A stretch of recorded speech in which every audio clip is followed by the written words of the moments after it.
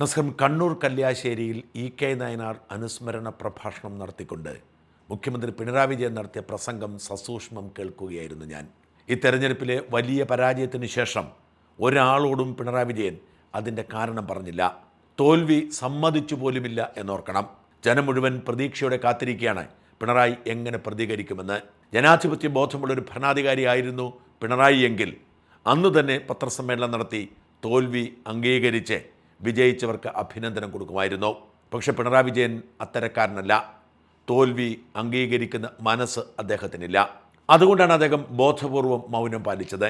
അതുകൊണ്ടാണ് തോറ്റമ്പിയിട്ടും ജനം മുഴുവൻ കൂവി ഓടിച്ചിട്ടും പിണറായി വിജയൻ ഇപ്പോഴും അധികാരത്തിൽ നിന്ന് വിട്ടൊഴിയാതെ പ്രതിപക്ഷ നേതൃ കസേരയിൽ അമർന്നിരിക്കുന്നത്. മുഖ്യമന്ത്രി എന്ന നിലയിൽ തനിക്ക് നഷ്ടപ്പെട്ട അധികാരത്തിലെ വേദന മാറ്റാൻ, പ്രതിപക്ഷ നേതാവ് എന്ന ക്യാബിനറ്റ് റാങ്ക് ആസ്വദിക്കാൻ വിജയൻ തീരുമാനിച്ചിരിക്കുന്നു. ഇതൊക്കെ കൊണ്ടാണ് വിജയൻ്റെ പ്രസംഗം കൗതുകത്തോടെ കേട്ടത്. നോക്കൂ, എന്തൊരു അഹന്ത നിറഞ്ഞ മനസ്സാണെന്ന് വിജയൻ പറയുന്നു. 10 വർഷം ഭരിച്ചതല്ലേ എന്ന ജനത്തിൻ്റെ ഒരു സ്വാഭാവികമായ ചോദ്യം, അതുകൊണ്ടുണ്ടായ ഒരു സ്വാഭാവികമായ തോൽവി, അത് മാത്രമാണിത്. പരാജയം കൊണ്ടെല്ലാം അവസാനിച്ചു എന്ന് കരുതരുത്. ഞങ്ങൾക്ക് ഈ തെരഞ്ഞെടുപ്പിൽ പരാജയപ്പെടാനിടയായി. ഒരു ഭരണമാറ്റം വേണമെന്നാണ് ജനങ്ങൾ വിധി എഴുതിയത്. ആ ജനവിധി ഞങ്ങൾ പൂർണ്ണമായും അംഗീകരിക്കുന്നു. ഞങ്ങൾക്കൊരു ഉദ്ദേശം മാത്രമേ ഉണ്ടായിരുന്നുള്ളൂ: നാടിനെ പുരോഗതിയിലേക്ക് നയിക്കുക, നമ്മുടെ നാട്ടിലെ ജനങ്ങളുടെ ജീവിത നിലവാരം ഉയർത്തുക. അതിന്റെ ഭാഗമായി അതിനുതകുന്ന ഒരു വികസന നടപടികളാണ് നാം നടപ്പാക്കിയത്. ഇതിന് തുടർച്ച വേണം. ആ തുടർച്ച ഞങ്ങൾ മാത്രമേ നടത്താനാവൂ എന്ന് ഞങ്ങൾ പറയുന്നില്ല. ആ നിർബന്ധവും ഞങ്ങൾക്കില്ല. തുടർ പ്രവർത്തനങ്ങൾ നടത്തേണ്ടത് UDF സർക്കാരാണ്. ആ UDF സർക്കാർ ഇത്തരം കാര്യങ്ങൾ നാടിന്റെ അഭിവൃദ്ധിക്ക്, ജനങ്ങളുടെ ക്ഷേമത്തിന് ഉതകുന്നവയെല്ലാം നടപ്പാക്കണം എന്നതാണ് ഞങ്ങളുടെ നിലപാട്. അത്തരം കാര്യങ്ങൾക്കെല്ലാം ക്രിയാത്മകമായ പിന്തുണയും ഞങ്ങൾ നൽകും. എന്നാൽ അതിൽ നിന്ന് വ്യത്യസ്തമായി ഏതെങ്കിലും തരത്തിൽ നാടിന്റെ താല്പര്യത്തിനോ ജനങ്ങളുടെ ക്ഷേമത്തിനോ വിരുദ്ധമായ നടപടികളുണ്ടായാൽ അവയെല്ലാം അതിശക്തമായി എതിർക്കുന്ന നിലപാടും സ്വീകരിക്കും. ഈ പരാജയം CPIM-ന്റെയോ LDF-ന്റെയോ അവസാനമായി ആരും കാണേണ്ടതില്ല എന്നാണ് പറയാനുള്ളത്. ഇതുപോലുള്ള അനേകം ഘട്ടങ്ങൾ ഞങ്ങൾ തരണം ചെയ്തിട്ടുണ്ട്. ഒരു സംശയവുമില്ല, കൂടുതൽ ജനപിന്തുണയോടെ, കൂടുതൽ കരുത്തോടെ CPIM-ഉം LDF-ഉം തിരിച്ചു വരും. വിജയൻ അങ്ങനെ തോൽവിയുടെ കാരണം കണ്ടെത്തി ഒരു ഉളുപ്പുമില്ലാതെ ജനത്തിന് മുൻപിൽ വിളിച്ചു പറഞ്ഞിരിക്കുന്നു. ആ പരാജയത്തിന് ഉത്തരവാദി ഞാനല്ല. എന്നെ ജനത്തിന് ഇപ്പോഴും വലിയ ഇഷ്ടമാണ്. അതുകൊണ്ടാണല്ലോ എന്നെ ജനം തെരഞ്ഞെടുത്തത്. പരാജയത്തിന് ഉത്തരവാദിത്വം ജനാധിപത്യത്തിൻ്റെ മഹിമയാണ്. 10 വർഷം ഭരിച്ചവർ ഇനി പ്രതിപക്ഷത്തിരിക്കട്ടെ എന്ന് കരുതി ജനം സ്വാഭാവികമായി വോട്ട് ചെയ്തതാണ്. ഞാൻ വളരെ നല്ല ഭരണാധികാരിയായിരുന്നു, എന്നോട് ആർക്കും വെറുപ്പുണ്ടായിരുന്നില്ല. ഈ പ്രസംഗം ഏറ്റവും കൂടുതൽ നിരാശയുണ്ടാക്കുന്നത് പിണറായിയെ പുറത്തെത്തിക്കാൻ കഠിന പ്രയത്നം ചെയ്ത നല്ല സഖാക്കൾക്കായിരിക്കും. പിണറായി വിജയൻ തോറ്റതിൻ്റെ ഏറ്റവും പ്രധാനപ്പെട്ട കാരണം ഇവിടെ ന്യൂനപക്ഷ ധ്രുവീകരണമോ അല്ലെങ്കിൽ ഭൂരിപക്ഷ ധ്രുവീകരണമോ ഒന്നുമല്ല. നേരെ മറിച്ച് പിണറായി വിരുദ്ധ വികാരത്തിൻ്റെ ധ്രുവീകരണമാണ്. ആ പിണറായി വിരുദ്ധ വികാരത്തിൽ പൊതുസമൂഹം ഒരുമിച്ച് നിന്നു. ആ വികാരത്തിനൊപ്പം ആവേശത്തോടെ വോട്ട് ചെയ്തത് കമ്മ്യൂണിസ്റ്റുകാരാണ്, CPM-കാരാണ്. അവർ പൂർണ്ണമായും തോൽപ്പിക്കാൻ തീരുമാനിച്ചു, അവരുടെ പാർട്ടിയെ രക്ഷിച്ചെടുക്കണം. അതുകൊണ്ടാണ് പിണറായി വിജയന് ഭൂരിപക്ഷം 3-2 കുറഞ്ഞത്, ആദ്യത്തെ 6 റൗണ്ടിൽ പിറകിൽ നിന്നത്. അതുകൊണ്ടാണ് തൃക്കരിപ്പൂരിലും പയ്യന്നൂരിലും തളിപ്പറമ്പിലും പേരാമ്പ്രയിലും തോറ്റത്. അതുകൊണ്ടാണ് മന്ത്രിമാരിൽ 13 പേർ കടപിഴകി വീണത്. പിണറായിയുടെ ഈ ധാർഷ്ട്യത്തിൻ്റെ രാഷ്ട്രീയം എടുത്തുപിടിച്ച P. രാജീവും R. ബിന്ദുവും വീണ ജോർജും അടക്കമുള്ള സകലരും തോറ്റമ്പി. അതൊരു കൊടുങ്കാറ്റായിരുന്നു. ഈ കൊടുങ്കാറ്റ് UDF കേന്ദ്രങ്ങളിൽ മാത്രമായിരുന്നില്ല, CPM-ന്റെ ശക്തി കേന്ദ്രങ്ങളിലും പാർട്ടി ഗ്രാമങ്ങളിലും ഉണ്ടായി. പാർട്ടി ഗ്രാമം എന്ന് പറയുമ്പോൾ പാർട്ടി അല്ലാതെ മറ്റൊന്നും ഉണ്ടാവരുതേ എന്ന് ആഗ്രഹിക്കുന്നവരാണ്. അവിടെ എങ്ങനെയാണ് വർഗശത്രുവിന് വോട്ട് കിട്ടിയത്? അവിടെ മറ്റൊരു കൊടിയില്ല, അവിടെ മറ്റൊരു രാഷ്ട്രീയ പാർട്ടിയില്ല. തെരഞ്ഞെടുപ്പിൽ വോട്ട് ചെയ്യാൻ വരുമ്പോൾ ബൂത്ത് ഏജന്റ് പോലുമില്ല. എങ്ങനെയാണ് കിട്ടിയത്?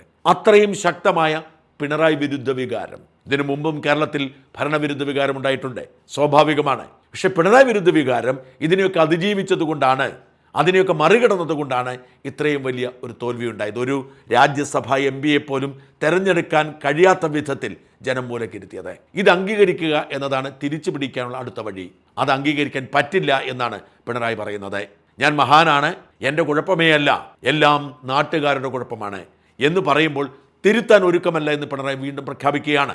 ആ പ്രഖ്യാപനം നിരാശപ്പെടുത്തേണ്ടത് കേരളീയ സമൂഹത്തെയാണ്. ആ പ്രഖ്യാപനം നിരാശപ്പെടുത്തേണ്ടത് CPM-കാരെയാണ്, LDF-കാരെയാണ്. നോക്കൂ, ഒരു കാര്യവുമില്ലാതെ പിണറായിയോടുള്ള പക കൊണ്ട് എത്രയോ മികച്ച MLA-മാർ തോറ്റമ്പി. കേരളത്തിൽ അങ്ങോളം ഇങ്ങോളം നല്ല നിലയിൽ പ്രവർത്തിച്ച ധാരാളം MLA-മാർ അവർക്ക് തോൽക്കേണ്ടി വന്നു ഈ പിണറായി വിരുദ്ധ കൊടുങ്കാറ്റിൻ്റെ ഭാഗമായി. കേരള കോൺഗ്രസ് എന്ന് പറയുന്ന ഒരു രാഷ്ട്രീയ പാർട്ടി ഒരിക്കൽ പോലും ചരിത്രത്തിൽ അതിത്രയും നാണം കെട്ട തോൽവി ഏറ്റുവാങ്ങിയിട്ടില്ല. സംപൂജ്യരായി അവരുടെ നേതാവടക്കം സകലരും തോറ്റമ്പി. എന്തുകൊണ്ട്? ആ MLA-മാർക്ക് ജനപ്രീതി ഇല്ലാത്തത് കൊണ്ടല്ല, ആ MLA-മാർ അവരുടെ നാട്ടുകാർക്ക് വേണ്ടി എന്തെങ്കിലും ചെയ്യാത്തത് കൊണ്ടല്ല, ജനം വെറുക്കുന്ന പിണറായിസ്റ്റ് ഭരണകൂടത്തിൻ്റെ ഭാഗമായതുകൊണ്ടാണ്. അതുകൊണ്ട് തന്നെ ഇനി തിരിച്ചു പിടിക്കണമെങ്കിൽ മുമ്പിലുള്ള ഏക വഴി ആ പിണറായിസ്റ്റ് ഭീകരഭരണത്തിൻ്റെ എല്ലാ അടയാളങ്ങളും തുടച്ചു നീക്കുക എന്നതാണ്. അവിടെയായിരുന്നു പാർട്ടിയോട് അല്പമെങ്കിലും സ്നേഹമുണ്ടായിരുന്നെങ്കിൽ പിണറായി വിജയൻ മാറി നിൽക്കേണ്ടത്. പിണറായി വാസ്തവത്തിൽ തൻ്റെ MLA സ്ഥാനം പോലും രാജിവെച്ച് മര്യാദയ്ക്കുള്ള ഒരു സഖാവിന് അവസരം കൊടുക്കണമായിരുന്നു. അതായിരുന്നു പിണറായി ചെയ്യേണ്ടിയിരുന്നത്. ഇനി പോട്ടെ, അതിനുള്ള ധൈര്യം അദ്ദേഹത്തിനില്ല. MLA എന്ന പ്രൊട്ടക്ഷനെങ്കിലും വേണം. പക്ഷെ പ്രതിപക്ഷ നേതൃസ്ഥാനത്തേക്ക് എത്തിയത് ഞെട്ടിക്കുന്നതാണ്. മുഖ്യമന്ത്രി ആവുന്നതിന് മുൻപ് പ്രതിപക്ഷ നേതൃസ്ഥാനത്തിരിക്കാൻ താല്പര്യമുണ്ടായിരുന്നില്ല. താൻ മുഖ്യമന്ത്രി കസേരയിൽ ഇരിക്കൂ എന്ന വാശിയിലായിരുന്നു. പക്ഷേ ഇനി അതിന് സാധ്യതയില്ല എന്ന് തെളിഞ്ഞതോടെ പറയുകയാണ് ഈ പരാജയം അവസാനമാണെന്ന് ആരും കരുതണ്ടെന്ന്. എന്ന് വെച്ചാൽ താൻ ചിരഞ്ജീവിയാണ്, താൻ ഇനിയും വർഷങ്ങളോളം ജീവിച്ചിരിക്കും, താൻ വീണ്ടും നയിക്കും, താൻ വീണ്ടും മുഖ്യമന്ത്രിയാവും. പിണറായിയുടെ മിഥ്യാധാരണയാണ്. CPM-ന് തിരിച്ചു വരാൻ സാധ്യതയില്ല എന്നൊന്നും ഞാൻ പറയുന്നില്ല. കാരണം UDF-കാർ ഇപ്പോൾ തന്നെ അധികാരത്തിലെത്തിയപ്പോൾ കാട്ടിക്കൂട്ടും നമുക്കറിയാം. CPM തിരിച്ചു വരാം. CPM പൂർണ്ണമായും ഇല്ലാതാകണമെങ്കിൽ BJP ആഗ്രഹിക്കണം. BJP-ക്ക് അങ്ങനെ ആഗ്രഹമൊന്നുമില്ല. BJP ആഗ്രഹിക്കുന്നില്ലെങ്കിൽ CPM തിരിച്ചു വരും, അവർ അധികാരത്തിലെത്തും, ഒരുപക്ഷേ സഖ്യകക്ഷികൾ പോലും ആയെന്ന് വരാം. അതൊക്കെ വരാൻ പോകുന്ന കാര്യം. പക്ഷേ CPM എന്ന് പറയുന്ന പാർട്ടിക്ക് തിരിച്ചു വരണമെങ്കിൽ, LDF എന്ന പ്രസ്ഥാനത്തിന് അധികാരത്തിലേക്ക് വരണമെങ്കിൽ സമൂലമായ മാറ്റം വരണം. പാർട്ടി സഖാക്കൾ അത് പറയുന്നുണ്ട്. തുറന്നു പറഞ്ഞോളൂ എന്ന് MA ബേബി പറഞ്ഞു. ആളുകൾ തുറന്നു പറയാൻ തുടങ്ങി. സകലയിടങ്ങളിലും ആളുകൾ വിരൽ ചൂണ്ടുന്നത് പിണറായിയുടെ ധാർഷ്ട്യത്തെക്കുറിച്ചാണ്, പിണറായിയുടെ മക്കളെക്കുറിച്ചുള്ള ഇഷ്ടത്തെക്കുറിച്ചാണ്, മരുമകനെക്കുറിച്ചുള്ള താല്പര്യത്തെക്കുറിച്ചാണ്. പിണറായി തൻ്റെ മക്കളോടും മരുമക്കളോടുമുള്ള സ്നേഹം നിലനിർത്താൻ പാർട്ടിയെ ഒറ്റുകൊടുത്തപ്പോൾ, ജനത്തെ ഒറ്റുകൊടുത്തപ്പോൾ, വിപ്ലവത്തെ അട്ടിമറിച്ചപ്പോൾ അതിന് കുടപിടിക്കാൻ മറ്റ് 2 പോളിറ്റ് ബ്യൂറോ അംഗങ്ങൾക്ക്, വിജയരാഘവനും ഗോവിന്ദ മാസ്റ്റർക്കും അച്ചാരമായി കൊടുത്തത് അവരുടെ ഭാര്യമാരെ സ്നേഹിക്കാൻ, അവരുടെ ഭാര്യമാർക്ക് മന്ത്രിസ്ഥാനം കൊടുക്കാനുള്ള നീക്കത്തിൻ്റെ ഭാഗമായാണ്. അതിലൊന്ന് വിജയിച്ചു. ബിന്ദുവിനെ മന്ത്രിയാക്കി ധാർഷ്ട്യത്തിൻ്റെ പുതിയൊരു പാത കൂടി വെട്ടിത്തെളിച്ചു. രണ്ടാമത് PK ശ്യാമളയെ മന്ത്രിയാക്കാനായിരുന്നു നീക്കം. ജനം കൂവിയോടിച്ചു. ഇരിങ്ങാലക്കുട പോലല്ല, തളിപ്പറമ്പെന്ന് ഓർക്കണം. തളിപ്പറമ്പിൽ നിന്ന് ജനം PK ശ്യാമളയെ കൂവിയോടിച്ചു. ആര് കൂവിയോടിച്ചു? CPM-കാർ കൂവിയോടിച്ചു. അല്ലെങ്കിൽ എങ്ങനെയാണ്? അതുവരെ തെരഞ്ഞെടുപ്പിൽ മത്സരിക്കാൻ താല്പര്യമില്ലാത്ത, പാർട്ടിയുടെ കാര്യം മാത്രം നോക്കി നടന്നിരുന്ന വയോധികനായ ഒരു സഖാവ് വർഗവഞ്ചകരുടെ പാർട്ടിയോട് ചേർന്ന് നിന്നപ്പോൾ ജയിച്ചത്. ഇത് തിരിച്ചറിയാൻ പിണറായിക്ക് കഴിയുന്നില്ല. പാർട്ടിയെ ഇല്ലാതാക്കിയിരിക്കുന്നു. CPIM എന്ന് പറയുന്ന രാഷ്ട്രീയ പ്രസ്ഥാനത്തെ തുടച്ചു നീക്കാൻ കൊട്ടേഷൻ എടുത്തിരിക്കുന്നു. പിണറായി തന്റെ പ്രസംഗത്തിൽ പറയുകയാണ്, ഒരു മാറ്റം ജനം ആഗ്രഹിച്ചു. അങ്ങനെയല്ലല്ലോ തെരഞ്ഞെടുപ്പ് മുമ്പ് വരെ പറഞ്ഞത്. LDF ഇല്ലെങ്കിൽ മറ്റാരും ഇല്ലെന്നല്ലേ പറഞ്ഞത്. വികസന തുടർച്ച CPM-ലൂടെ തന്നെ വേണം, ഞങ്ങൾക്ക് നിർബന്ധമില്ല, നാടിൻ്റെ വികസനം നടന്നാൽ മതി എന്നാണ് പറഞ്ഞത്. നിങ്ങൾ പറഞ്ഞ അങ്ങനെ ആയിരുന്നില്ല. LDF അല്ലാതെ മറ്റാരുമില്ല, വികസനം ഞങ്ങളുടെ വഴിയിലൂടെ വേണമെന്നാണ്. എന്നിട്ടൊരു ഭീഷണി, വേണ്ടതുപോലെ നിങ്ങൾ ഭരിച്ചില്ലെങ്കിൽ, ഞങ്ങൾ തുടങ്ങി വെച്ചത് നിങ്ങൾ മുമ്പോട്ട് കൊണ്ടുപോയില്ലെങ്കിൽ പ്രക്ഷോഭം നടത്തുമെന്ന്. എന്ന് വെച്ചാൽ കൈക്കൂലിയും കമ്മീഷനും വാങ്ങിക്കൊണ്ട്, സ്വജനപക്ഷപാതം നടത്തിക്കൊണ്ട് എന്തെല്ലാം വൃത്തികേടുകൾ കാണിച്ചോ അതൊക്കെ UDF തുടർന്നില്ലെങ്കിൽ ഞങ്ങൾ പ്രക്ഷോഭത്തിന് ഇറങ്ങുമെന്ന് വെല്ലുവിളിയാണ്. മിസ്റ്റർ വിജയൻ, നിങ്ങൾ തിരിച്ചറിയണം, പ്രക്ഷോഭം നടത്താനുള്ള ആരോഗ്യമൊന്നും നിങ്ങൾക്കില്ല. നിങ്ങളൊരു പേടിച്ചു തൂറിയാണ്.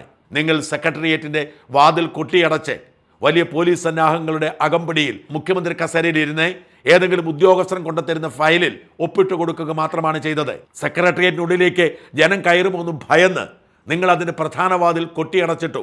ആരെയും അങ്ങോട്ട് കയറ്റിയില്ല. നിങ്ങൾ വഴിയിലിറങ്ങുമ്പോൾ 10-15 വാഹനങ്ങളുടെ അകമ്പടിയിൽ ജനത്തെ ബുദ്ധിമുട്ടിച്ച് നടന്നു. നിങ്ങൾക്ക് ജനത്തെ ഭയമായിരുന്നു. നിങ്ങൾ ഭയന്ന ജനം നിങ്ങളെ വല്ലാതെ വെറുത്തുപോയി. നിങ്ങൾ പറയുന്നത് കേട്ട് അവർ ഇനി സമരത്തിനിറങ്ങില്ല. നിങ്ങൾ പറയുന്നത് കേട്ട് അവരിനി കൊടിപിടിക്കില്ല. അടിമപ്പണി ചെയ്യുന്ന, കലാപം നടത്താൻ ആഗ്രഹിക്കുന്ന ചില സഖാക്കളുണ്ടാവും. അവർ തെരുവിലിറങ്ങും. അവരെ എങ്ങനെ കൈകാര്യം ചെയ്യണമെന്ന് ജനത്തിനറിയാം, പുതിയ സർക്കാരിനറിയാം. അതിന് സൂചനകളാണ് പുറത്തു വരുന്നത്. പാലക്കാട് തെരഞ്ഞെടുപ്പ് കഴിഞ്ഞ ഉടനെ സഖാക്കളെ എടുത്തിട്ടടിച്ചത് ഓർമ്മയുണ്ടോ? അതിനിയും ആവർത്തിക്കും. അത് ആവർത്തിക്കാൻ വേണ്ടി UDF-കാർ രംഗത്തിറങ്ങേണ്ടതില്ല. പോലീസ് തന്നെ 10 വർഷം അനുഭവിച്ചതാണ് ഈ ദുർഭരണത്തിൻ്റെ വേദന. അതുകൊണ്ട് തന്നെ പോലീസുകാർ തന്നെ തീരുമാനിച്ചിട്ടുണ്ട് നിങ്ങളെ വഴിയെ കണ്ട അടിച്ചോടിക്കാൻ. ദയവായി തിരിച്ചറിയുക, ജനങ്ങളിൽ നിന്ന് പൂർണ്ണമായും അകന്നു പോയിരിക്കുന്നു. ഇനി തിരിച്ചു വരണമെങ്കിൽ ആ മനുഷ്യരിലേക്ക് ഇറങ്ങിച്ചെല്ലണം. അങ്ങനെ ഇറങ്ങിച്ചെല്ലണമെങ്കിൽ ആദ്യം വേണ്ടത് സമൂല മാറ്റമാണ്. ജനത്തെ വെറുപ്പിച്ച് അകന്നുപോയ നേതൃനിര അപ്പാടെ മാറണം. പുതിയ നേതാക്കൾ വരണം, പുതിയ നേതൃത്വം വരണം, ധാർഷ്ട്യം ഒഴിവാക്കണം. ജനങ്ങളെ സഹിഷ്ണുതയോടെ കാണുന്ന കമ്മ്യൂണിസ്റ്റ് സംസ്കാരം വീണ്ടെടുക്കണം. എതിരഭിപ്രായം പറയുന്നവരെ സൈബർ ഇടത്തിലെടുത്ത് വെർബൽ റേപ്പ് ചെയ്യുന്ന വൃത്തികെട്ട ഗുണ്ടാ രാഷ്ട്രീയം അവസാനിപ്പിക്കണം. അല്ലാതെ നിങ്ങൾക്കിനി രക്ഷയില്ല. നിങ്ങളെ തുടച്ചു നീക്കിയിരിക്കുന്ന ജനങ്ങൾ വിഡ്ഢികളല്ല. ഏഷ്യാനെറ്റ് ന്യൂസിൽ വന്ന പിണറായിയുടെ പ്രസ്താവനയുമായി ബന്ധപ്പെട്ട് ചെറിയൊരു ട്രോള് മാത്രം ഞാൻ വായിച്ചു കേൾപ്പിക്കാം. പരാജയം CPM-ന്റെ അവസാനമായി ആരും കാണണ്ട, ശക്തമായി തിരിച്ചു വരും പിണറായി വിജയൻ. ഈ പ്രസ്താവന അതിനൊരു ട്രോളാണ് പ്രേക്ഷകരെ കാണിക്കുന്നത്. സഖാവിന് സംസാരശേഷി തിരിച്ചു കിട്ടി എന്നാണ് ആ ട്രോളിലെ ചിത്രത്തിൽ പറയുന്നത്. അതിന് വരി ഇങ്ങനെയാണ്: ഇന്ദ്രനും ചന്ദ്രനും സൂര്യനും നാക്കു പൊങ്ങി വരാൻ 2 ആഴ്ച വേണ്ടി വന്നു. അപ്പോൾ സംസാരശേഷി ഉണ്ടല്ലേ? ഇലക്ഷനിൽ പൊട്ടിക്കഴിഞ്ഞ് നാക്കിപ്പോഴാണ് വെളിയിലിടുന്നത്. ഇനി ബാക്കിയുള്ള 35 സീറ്റിൻ്റെ കൂടെ കാര്യം തീരുമാനമാക്കിയിട്ട് ഫീൽഡ് വിടാനാണ് ഉദ്ദേശം. വളരെ കൃത്യമായ നിരീക്ഷണമാണ്. 35 പേർ ജയിച്ചിട്ടുണ്ട് LDF ലേബലിൽ. ആ 35 പേരിൽ ഒരാളായി പ്രതിപക്ഷ നേതൃകസേരയിലേക്ക് ഇരിക്കുന്നത് അവരെ കൂടി തോൽപ്പിച്ച് പണി അവസാനിപ്പിച്ച് മടങ്ങാനാണ്. പിണറായി അരുത്, ഒഴിഞ്ഞു പോവുക. കമ്മ്യൂണിസ്റ്റ് പാർട്ടി ഈ നാട്ടിൽ നിലനിൽക്കേണ്ടത് ഈ പാവപ്പെട്ട മനുഷ്യർക്ക് ആവശ്യമാണ്. അതുകൊണ്ട് തന്നെ നിങ്ങളുടെ ധാർഷ്ട്യത്തിൻ്റെയും ധൂർത്തിൻ്റെയും അഴിമതിയുടെയും സ്വജനപക്ഷപാതത്തിൻ്റെയും പിണറായിസവുമായി എവിടേക്കെങ്കിലും പോവുക. നല്ല കമ്മ്യൂണിസ്റ്റുകാർ അവർ പാർട്ടിയെ നെഞ്ചോട് ചേർത്ത് പാവപ്പെട്ടവരുടെ കണ്ണീരൊപ്പി ജീവിക്കട്ടെ.